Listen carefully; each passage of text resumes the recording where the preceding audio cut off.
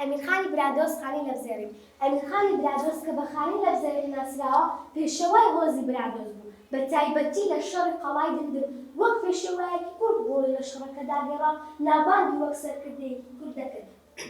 ئەمیرخان لە چاخی دەسەڵاتی سەفەوی لە گەورەترین ئەمیرانی برادۆست بوو، چونکە سەر بە قەڵای دندر بوو، تەنیا حاکمێک بوو لە ناو برادۆستەکان و گەیشتە پلەی نشین ڕۆڵێکی گەورەی لە پێنا سەربەخۆیی خاک و کەسێتی کورد لە دژی سەفەوی گەڕا. کاتێکێک لە میلە کوردەکان کە محەممەد بەدبوو سەری بۆ دەوڵەتی عوسمانی چەماندبووەوە و زۆربەی ناوچەکانی خستە ژێر دەسەڵاتیان. بەڵام ئەمیرخان سەری بۆ ئەم میلە دانەواند و ئەگەر چی تەنیا بوو کەوتە شەڕ لەگەڵ دەستە و نۆکرانی عوسمانی لە ئەنجامدا دەستێکی شکاو بڕایەوە، بۆیە بە ئەمیرخانی لە دەست ناسرا.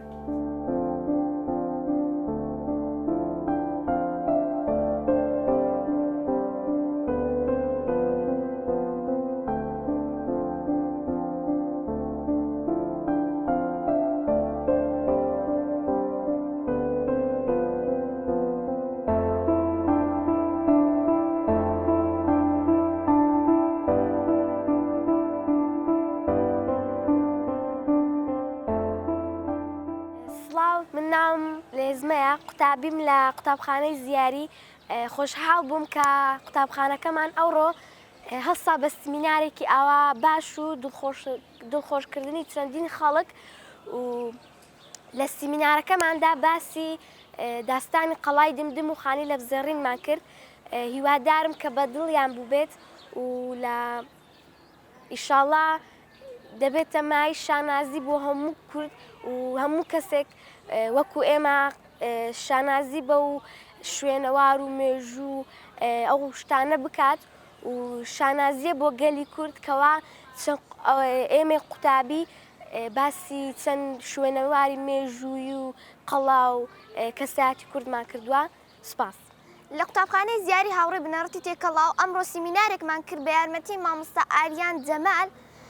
هیوادارم ئەم سیمینارە ببێتە مای شانازی بۆ قوتابخانەکەمان. ئێمە مەبەستمان لەو سیمینارە ئەوە بوو گەیاندنی پەیامێکە برادۆستیەکان سەرکردەیەکی وا باشیان هەبوو خانی لەبزێڕین، وەها بەهێز بوو ئەو هەموو شوێنەوارە دێرینەی کورد چیتر کورد لە چەوسانەوەدا نەبێت، ئازاد بێت، هەمیشە بەهێز بێت. سپاس. شانازی بەخۆم دەکەم کە لەم سیمینارە بەشداریمان کرد. هیوادارم قوتابخانەکانی دیکەش چاو لە قوتابخانەی ئێمە بکەن و سیمینار ساز بکەن. هەروها سوپاس مامۆستا ئاریان دەکەین کە یەک مانگە لەگەڵمانە بۆ ڕێخستنی ئەم سیمینار هەروەها دەستخۆشی لە دەستەی کارگەری قوتابخانە دەکەین و زۆر سوپاس.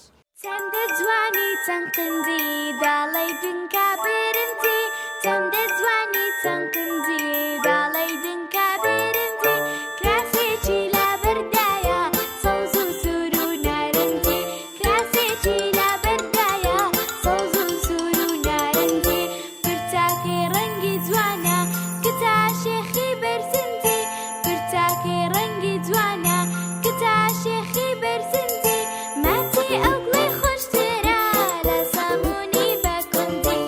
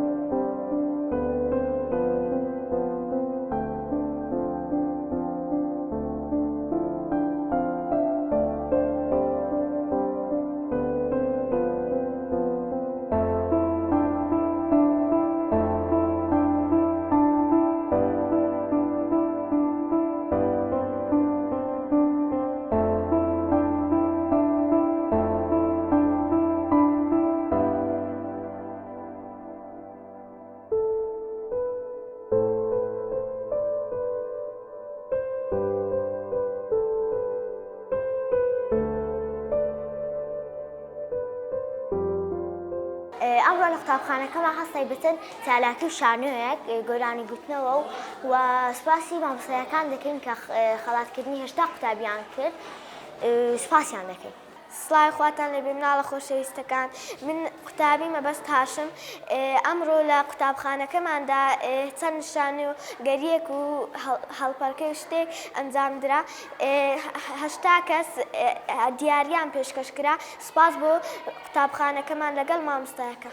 من قوتابی سترە سەربەستم. ئەمڕۆ لە قوتابخانەکەمان کۆمەڵە چالاکیەک ئەنجامدرا شانۆگەری و هەڵپەڕکێ. مامۆستایەکانمان ڕێز و سپاسیان بۆ قوتابیەکان ناو زۆر دڵخۆشم و سپاسیان دەکەم.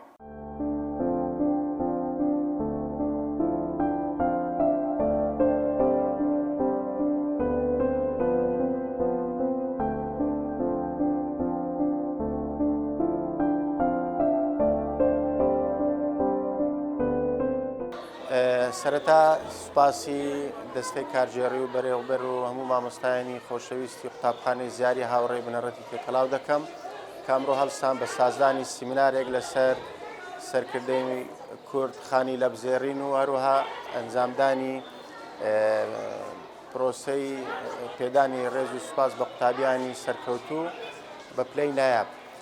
ئەو فیستیڤال و ئەو مناسەبانەیەکەوە قوتابخانەی ئەنجامیدا تازەنین لە ڕابردوودا بینیومانە ئێستاش دیتمان بڕاستی جێی پەنجەی کارژێڕی و مامۆستایان بەرز دەرخێنین و بە بەردەوام هەوڵ دەدەن ئاسی قوتابیان بەرزکەنەوە بەشداریان لە چەندین خول و سیمینار کردو لەوەی ئاسی قوتابیان بەرەو پێش بدەین. بەڕاستی قوتابی نایابی تێدایە، مامۆستای سەرکەوتووی تێدایە. ئەماش وەک سەرپەرشتیاران و یەکەی سەرپەرشتکردنی پەروەردەی دەشتی هەولێر بە بەردەوام پاڵپشتیمان کرد و هیوای سەرکەوتنیان بۆ دەخوازین. خۆتان دەزانن لەم مانگەدا یادەکانی ئادار و نەورۆز دەستی پێکردووە. بە بەردەوامیش ئەو یادانە لە قوتابخانەکان دەکرێنەوە، بەڵام قوتابخانەی زیاری هاوڕێی بنەڕەتی تێکەڵاو سەرقافلە بووینە بۆ ئەو مناسەبانە و ئەو سیمینار و ئەو پێدانی ڕێز و سوپاسانە. ئەمە لەلایەن خۆمانەوە دووبارە دەستی ماندووبوونیان دەکوشین و هیوای سەرکەوتنیان بۆ دەخوازین. هیوادارین ئەو چالاکیانە لە گشت پەروەردەی دەشتی هەولێر بەردەوام بن بۆ ئەوە بێتە هاندەرێک قوتابیانی سەرکەوتوو و هەروەها داهێنەر و بەهرەمەندیش سوودی لێوەرگرن بەهرەکانیان بە دیارکەوێ. پرۆسەی پەروەردە تەنها خوێندن نییە، تەنها سیمینار و چالاکیش نییە، پێکەوە بە هەمانجی درێدانی ئەو علم و معریفەت و زانیاریانە و چالاکیانە و سیمینارانە و گەشت و سەیرانانەیە کە لە خاستە لە مانجی سێ ئەنجام دەدرێت بۆ ئەوەی قوتابیان لە کەشێکی ڕێک و پێک و لە کەشێکی خۆشدا کاتەکانی خۆیان بەسەر بن. هەروەها زۆر سوپاسی تەلەڤیزیۆنی پەروەردەش دەکەین کە ئامادە بوون لەم بۆنەیەدا هیوای سەرکەوتنیان بۆ دەخوازین. دەستان خۆش بێت.